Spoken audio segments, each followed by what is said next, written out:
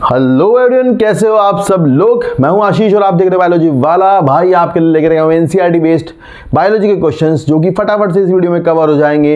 और अगर आपको पढ़नी है मेरे साथ में एनसीईआरटी तो जाइए प्लेलिस्ट में, आपको मिल जाएगी एनसीईआरटी की रीडिंग नहीं एक्सप्लेनेटरी वीडियोज़ हैं। थोड़ा थोड़ा एक्सप्लेनेशन दिया है क्योंकि आपका कुछ पार्ट कमज़ोर होता है। साथ ही साथ मैं आपको दूंगा मार्क्स वाली क्वेश्चन जिसमें मार्किंग करेंगे हम एनसीईआरटी से क्या क्या सवाल, हर पेज से क्या आने वाला है उसको भी हम मार्क करते हुए चलेंगे। तो करते हैं शुरू। इस वीडियो में क्वेश्चंस करने वाले हैं, लगभग 40 क्वेश्चंस हैं जो कि आपके लिए इंपॉर्टेंट होंगे। ध्यान से हर एक सवाल को देखना, कॉन्सेप्ट भी बताऊंगा। पहला सवाल है ये फोटो किताब में बना हुआ है, आपको पता है वहाँ पर आपको मिलेगा ये बना हुआ, और पूछेंगे इसमें क्या सिमेट्री है। तो आपको पता है सेंटर से होते हुए जा रही है दो लाइनें, तो मतलब ये रेडियल सिमेट्री है, सीधा सीधा दिखाई दे रहा है, ठीक है ना।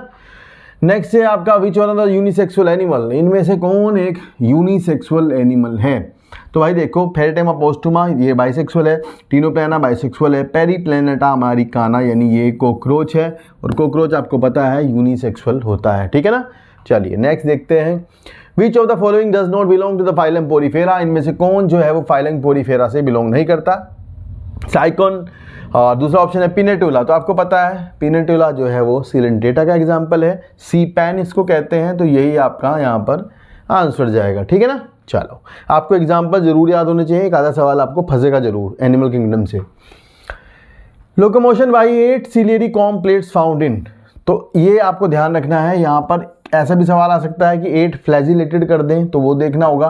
तो ये आपको पता है टीनोफोरा का एग्जाम्पल है, टीनोफोरा का लाइन है, तो सीधा सीधा टीनोफोरा इसका आपका एग्जाम्पल होगा। चलिए, फिर ये 4 फोटो बने हुए हैं, तो आपको पता है ये कौन कौन है। ये तो डायरेक्ट क्वेश्चन है, मतलब बच्चे पहचान ही लेंगे देख करके कि कौन है, ठीक है। इसमें जो डी पे है वो आपको पता है बेलेनोग्लोसस है, तो जहाँ भी ऑप्शन पे डी होगा बेल यही आंसर होगा, ठीक है। अगर ऐसा सवाल हो तो जल्दी से ये देख लेते हैं और आपका मैच कर जाएगा। ऐसा सवाल वैसे नीट में मेरे को लगता नहीं आएगा, पर may be they will ask, कुछ भी पूछ सकते हैं। यहाँ लिखा है विच of the following statement is true about the show epithelium, तो ये कंपाउंड एपिथेलियम है। इसके लिए हम देखेंगे क्या क्या दिया है। कंपाउंड में भी ये स्क्वैमस कंपाउंड है, मैं आपको बता दूं, ऊपर फ्लैटेंड सेल्स लगी हुई है। इट इज़ यूनिलेयर्ड टिश्यू, गलत हो गया। It play main role in absorption, नहीं। It play main role in providing protection, तो यही आपका आंसर होगा। प्रोटेक्शन करने में और मैकेनिकल डैमेज से बचाने में काम आता है। नेक्स्ट है आपका which type of mouth part are found in cockroach, तो कौन से टाइप के माउथ पार्ट कॉकरोच के होते हैं। ये बहुत ज़्यादा इंपॉर्टेंट सवाल है, बहुत पूछा भी जाता है। बाइटिंग एंड चीविंग टाइप आपकी किताब में लिखा हुआ है, एनसीईआरटी का क्वेश्चन है डायरेक्ट, तो ये पूछा जाएगा, इंपॉर्टेंट सवाल है इसलिए मैं बता रहा हूँ, ठीक है। चलो नेक्स्ट है आपका which of the group of and product of carbohydrate digestion, मतलब कार्बोहाइड्रेट डाइजेशन की एंड प्रोडक्ट क्या होती हैं। फाइनली कार्बोहाइड्रेट कोई भी हो जो डाइजेस्ट होता है वो मोनोसेक्राइड्स में टूटता है। तो यहाँ हम देखेंगे क्या क्या मोनोसेक्राइड्स हैं। पहला पढ़ते हैं ग्लूकोज, गैलेक्टोज, फ्रक्टोज, ये तीनों ही जो है वो आपके मोनोसेक्राइड्स हैं। यहाँ डाइसेक्राइड है, यहाँ भी डाइसेक्राइड है, और यहाँ तो पॉलीसेक्राइड है। तो आंसर हो गया आपका 1, ठीक है। चलो नेक्स्ट है आपका which of the following is correct about endocrine gland, तो इनमें से कौन जो है वो एंडोक्राइन ग्लैंड्स के लिए करेक्ट होगा। दीज आर डक्टलेस ग्लैंड, बिल्कुल सही है, ये डक्टलेस होती हैं। Their secretions are called hormone, ये भी बिल्कुल सही है। Endocrine glands release hormone into the blood and transported to the distantly located organs, ये भी बिल्कुल सही है।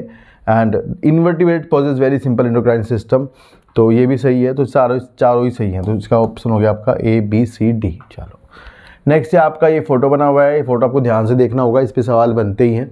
ये है सेल मेम्ब्रेन, और यहाँ आपको दिख रहा है कि जो आपका ये है ये हार्मोन है, और ये आया है मेम्ब्रेन के अंदर और न्यूक्लियस के भी अंदर आया है, देखो यहाँ पे। तो ये स्टेरॉयड वाले हार्मोन ऐसा करते हैं जिनके रिसेप्टर जो है वो न्यूक्लियस के अंदर होते हैं, सिंपल है। तो यहाँ देखेंगे कि कौन से वाले हार्मोन का ग्रुप जो है वो स्टेरॉयड है। तो जैसे एंड्रोजन्स, FSH, LH, नहीं ये प्रोटीनेशियस हैं। Cortisol, thyroxine, androgen. अब यहाँ पर देखो, कोर्टिसोल स्टेरॉयड है, एंड्रोजन स्टेरॉयड है। थायरोक्सिन के लिए आपकी बुक ने लिखा है कि थायरोक्सिन के रिसेप्टर्स जो है वो न्यूक्लियस के अंदर होते हैं। तो ये ध्यान रखना होगा आपको यहाँ से कि ऑप्शन नंबर 2 जाएगा। इस सवाल को बहुत इंपॉर्टेंट है, कहीं कहीं किसी भी तरीके से आएगा जरूरी है, ठीक है, ये ध्यान रखना। नेक्स्ट है आपका match the hormone in column 1 with function in column 2 and choose the correct option, ये मैच करना है। और आपको इसके लिए फंक्शन याद होने चाहिए कि वैसोप्रेसिन का फंक्शन क्या है, तो आप मैच करा दोगे। ACTH निकलता है पिट्यूटरी से और जाता है एड्रिनल कॉर्टेक्स पर, तो इसका E हो गया। और वैसोप्रेसिन जो है वो आपका एंटी डायरेटिक हार्मोन है, ये आपका यहाँ जाएगा, ठीक है।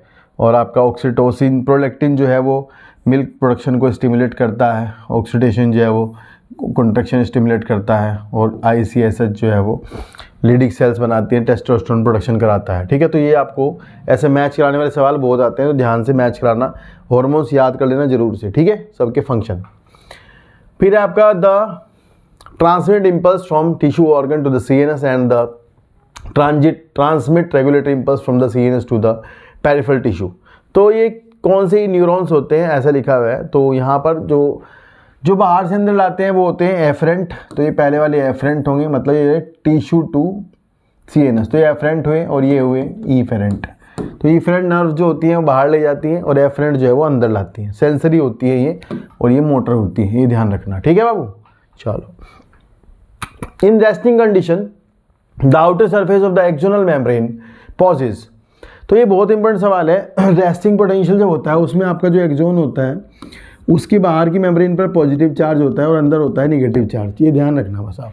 तो लिखा है कि द एक्सोनल मेम्ब्रेन पॉजेज बाहर की तरफ, आउटर में पूछा है तो पॉजिटिव और इनर में पूछा है तो निगेटिव, और वो हो जाती है पोलराइज्ड, ये ध्यान रखना। तो उसको बोलते हैं पोलराइज्ड मेम्ब्रेन। तो यहाँ पर आपको मिलेगा positive negative polarised, positive negative positive negative, ये सेकंड इज द आंसर। ठीक है, ये जरूर याद कर लेना भाई। चलो नेक्स्ट है आपका which of the following statement is are not correct with respect to platelets. Correct नहीं होता जो प्लेटलेट के रेस्पेक्ट में। Are cell fragments produce from megakaryocytes. अच्छा ठीक है, नहीं पूछा है तो ये तो सही है, बनते हैं बिल्कुल। ब्लड नॉर्मली कंटेन इतनी, तो ये भी सही है। Release a variety of substance which are involved in the clotting of blood, बिल्कुल सही है। And increase in their number will lead to excessive loss of blood from the body, तो ये गलत हो गया। इनके बढ़ने से लॉस नहीं होता, इनकी कमी से लॉस होता है। तो A B C सही हो गया, तो ओनली D जो है वो गलत हो गया। चलो फिर है which is correct about the joint diastole. इनमें से क्या जो है वो जॉइंट डायस्टोल के लिए करेक्ट होता है। जॉइंट डायस्टोल कब होता है, जब आपकी दो वॉल में बीच वाली वो खुली रहती है और ब्लड जो है वो डायरेक्टली आपका वेना केवा से वेंट्रिकल्स में आ रहा होता है। ठीक है, पल्मोनरी वेन से भी।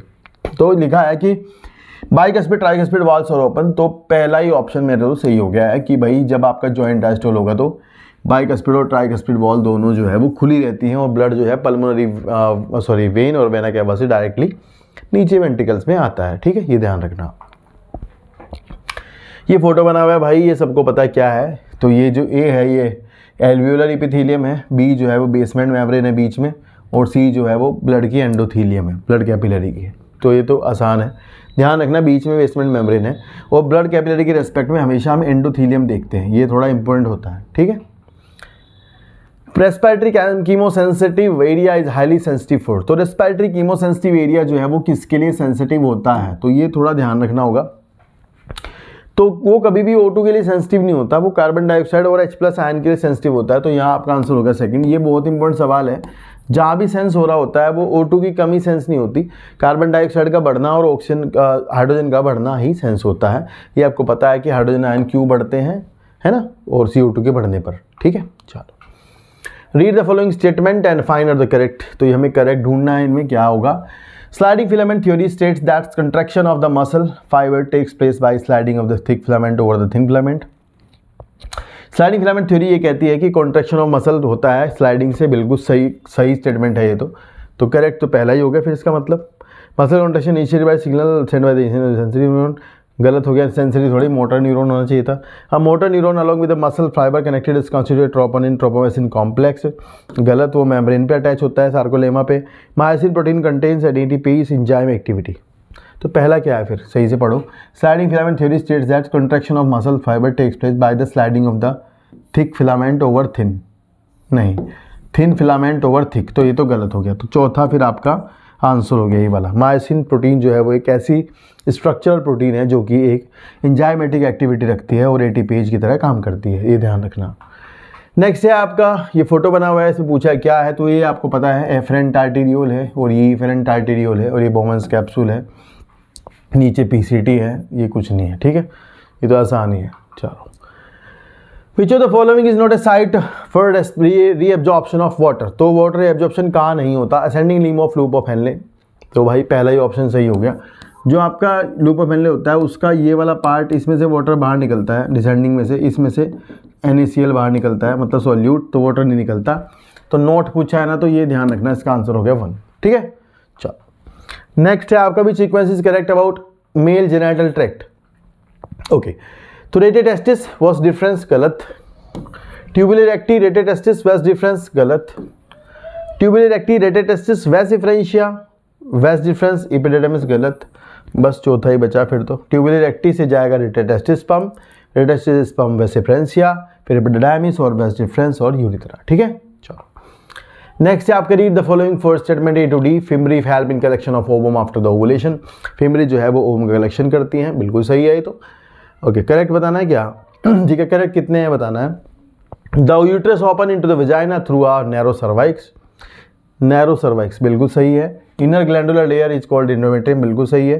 The last part of the oviduct is ampulla, गलत। मिडल पार्ट एम्पुला है, तो 1 2 3 सही हो गया, 3। चलो नेक्स्ट है आपका the correct sequence of spermatogenetic stage. Okay, सबसे पहले स्पर्मेटोगोनिया होती है, डिप्लॉइड स्पर्मेटिड बनाती है, नहीं। स्पर्मेटोसाइट्स स्पर्मेटोगोनिया, गलत। स्पर्मेटोगोनिया से स्पर्मेटोसाइट बनते हैं, स्पर्मेटिड बनते हैं, स्पर्म बनते हैं। 3rd सही है आपका। पहले ऐसा होता है, मतलब लाइक ऐसा होता है, फिर पहले इससे बनेगा प्राइमरी स्पर्मेटोसाइट, फिर सेकेंडरी स्पर्मेटोसाइट और फिर स्पर्मेटिड और फिर स्पर्म्स, है ना, यही होता है सीक्वेंस। चलो अंडर ZIFT, अगर ZIFT हो रहा है तो प्रोसीजर जाइगोट और embryo with up to 8 blastomere can be transferred into. तो अगर देखो आपको ध्यान रखना होगा, अगर ये 8 ब्लास्टोमियर तक का है तो इसको डालते हैं फैलोपियन ट्यूब में। अगर ये उससे ज़्यादा होता है तो भी यूट्रस में डालते हैं, तो उसके बाद होता फिर IUT होता। अभी क्या होगा, ZIFT होगा, तो कहाँ डलेगा, फैलोपियन ट्यूब में डलेगा। ठीक है, अगर इससे ज़्यादा सेल्स होती तो डलता कहाँ पर, उसमें क्या बोलते हैं उसको, यूट्रस में। ठीक है, चलो which of the following factor affect human health. कौन से फैक्टर जो है वो ह्यूमन हेल्थ को अफेक्ट करते हैं? इन्फेक्शन, साइलेंट म्यूटेशंस अफेक्ट करते हैं, लाइफस्टाइल, जेनेटिक डिसऑर्डर। ओके, तो इन्फेक्शंस अफेक्ट करते हैं, लाइफस्टाइल भी करता है, जेनेटिक डिसऑर्डर भी करते हैं, साइलेंट म्यूटेशन नहीं करते, ये तो बेचारे चुपचाप होते हैं, इनसे कुछ नहीं होता। ठीक है, तो बचा 1 3 4। Okay, answer is 3rd। Next, choose the correct statement from given below.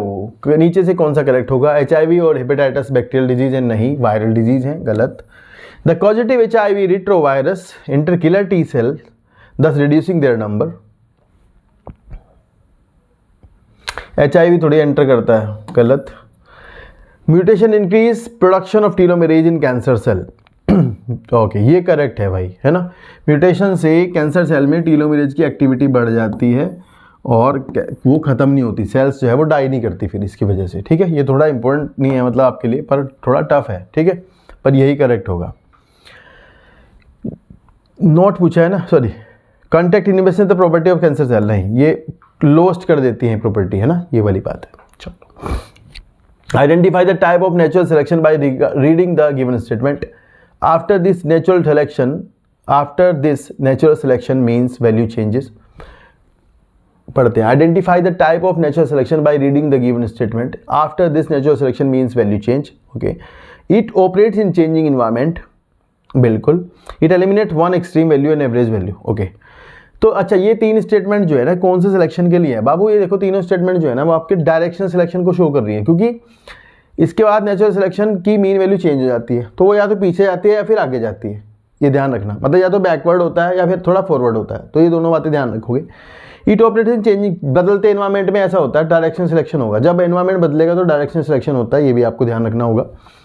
और ये एलिमिनेट कर देता है एक एवरेज वैल्यू को, ये ध्यान रखना। तो इसका आंसर होगा डायरेक्शन सिलेक्शन। चलो, फिर आपका it is estimated that more than A% of world in livestock population is in India. Okay, India और चाइना में 75% रहते हैं, और ये किताब में लिखा है 25% तक ये प्रोड्यूस करते हैं वर्ल्ड का फूड, तो ये 75 और 25 आएगा, 75 और 25। ठीक है, ये ध्यान रखना। Find a correct statement for the PCR। D correct पूछा है। Okay, denaturation, use of tag polymerase. Okay, denaturation मतलब यूज ऑफ टैग पॉलीमरेज, ये तो गलत ही हो गया।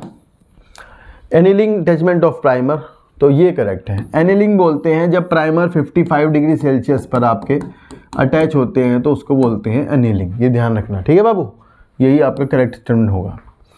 नेक्स्ट है आपका, देखो एक्सटेंशन 94 पे लिखा है ना, तो ये 72 पे होता है, ये ध्यान रखना। ठीक है भाई, चलो। फिर है आपका E को R1 cut the DNA between the basis. तो E को R1 कहाँ काटता है? तो ये कार्बन की साइड पता हो GAATTC है, तो यहाँ काटता है तो G और A के बीच में काटता है, तो कहाँ है, ये रहा, चौथा ऑप्शन आपका हो गया। ठीक है बाबू, देखो ये याद रखनी पड़ेगी साइट आपको, और ये 5 to 3 है, इसको जरूर ध्यान रखना, G की तरफ 5 होगा, ये गलती बहुत होता है लोगों का, ध्यान रखना। नेक्स्ट है आपका read the following sentences in elution the separated band of DNA are cut out from agar और gel and extracted from the gel piece. Okay, elution में क्या करते हैं, हाँ इसमें बताना क्या है पहली बात तो, अच्छा और इनकट करके बताना है। तो पहले देखते हैं इल्यूशन क्या होता है, सेपरेटेड बैंड्स ऑफ DNA को कट आउट करते हैं जेल में से, बिल्कुल सही लिखा है ना।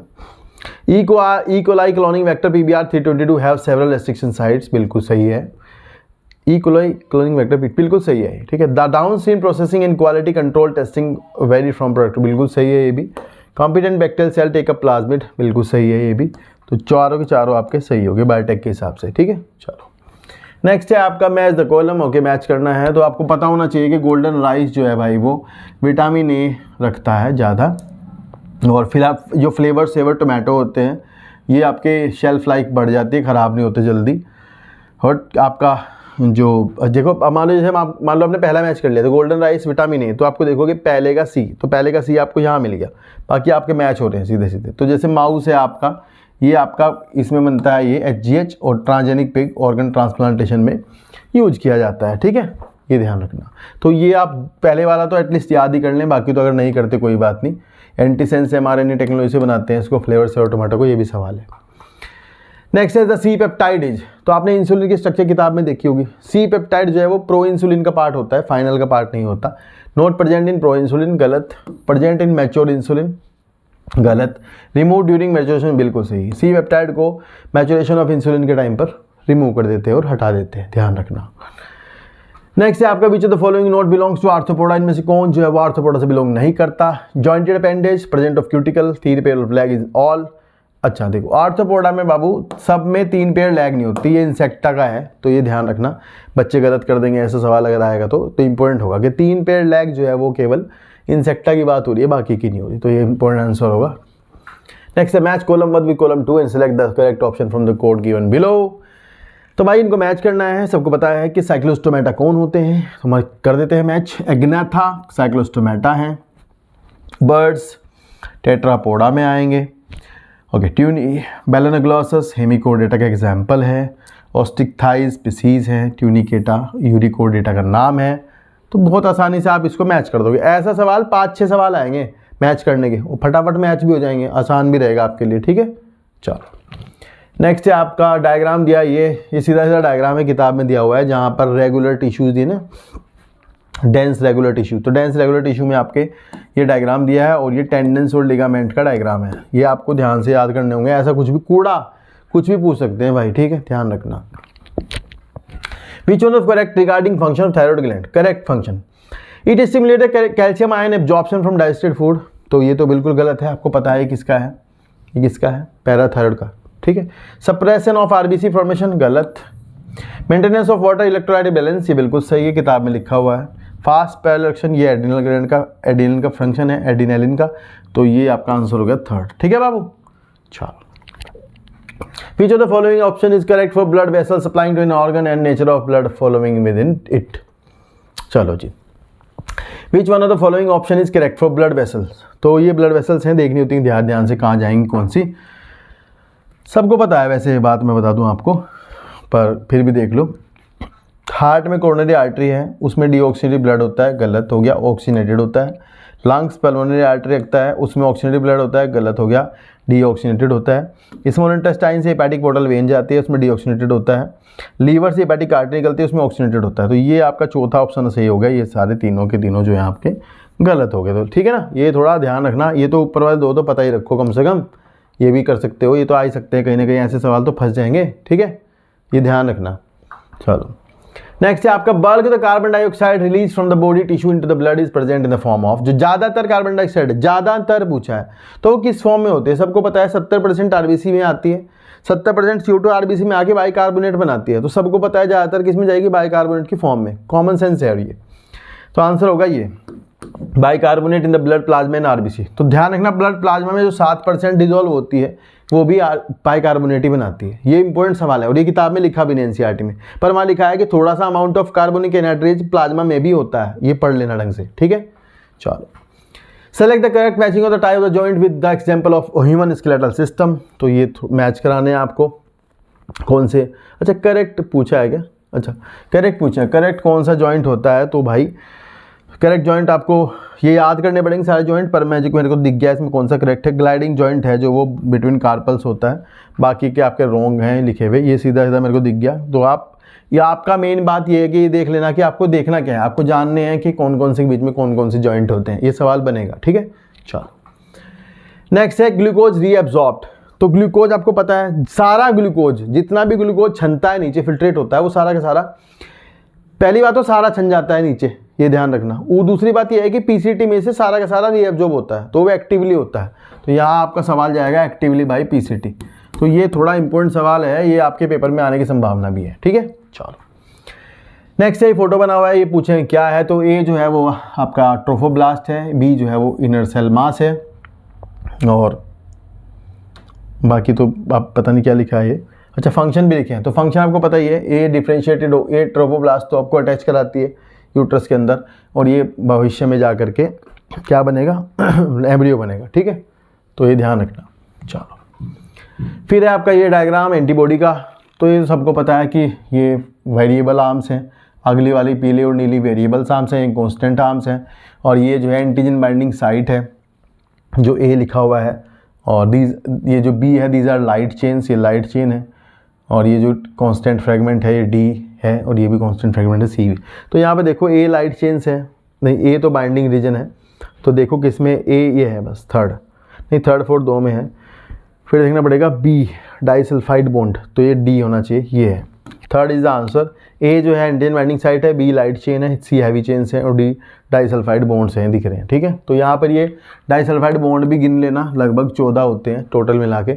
इंट्रा चेन देख लेना ध्यान से। चलो, marsupial moles and kangaroo are example of, ये आपकी किताब में एडेप्टिव रेडिएशंस का फोटो बना हुआ है, वहाँ पे मैंने पढ़ाया भी है आपको एनसीईआरटी में। अगर आपने नहीं पढ़ी है तो प्लेलिस्ट के सेक्शन में जाकर के एनसीईआरटी पढ़ा रहा हूँ आपको, एक्सप्लेनेटरी पढ़ा रहा हूँ, और एक दूसरी पढ़ाऊँगा, आप उसमें मार्क करूँगा बस फटाफट से क्या आएगा पेपर में, ध्यान रखना।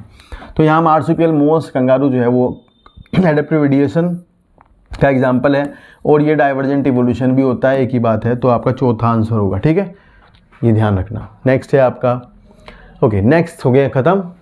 तो यही सवाल हमारी वीडियो में थे। अगर आपको अच्छे लगे तो कमेंट करना जरूर फटाफट से, और लाइक करना, सब्सक्राइब करना, शेयर करना। एक बार बता दूं, मैं आपको पढ़ा रहा हूँ एनसीईआरटी बायोलॉजी, जो कि आपके नीट 2025 के लिए पढ़ा रहा हूँ। Line to line, word to word explanation थोड़ी थोड़ी दे रहा हूँ, ज़्यादा लंबी वीडियोस नहीं है। मैं फिर से बता रहा हूँ, इतनी लंबी नहीं है, 2-2 घंटे तो पढ़ ही सकते हो ना बैठ के एक चैप्टर को, कम से कम इतना तो पढ़ोगे, ठीक है ना। और बाकी दूसरी वीडियो बनाऊंगा, उसमें मार्क करूँगा फटाफट कि पेपर में क्या आएगा।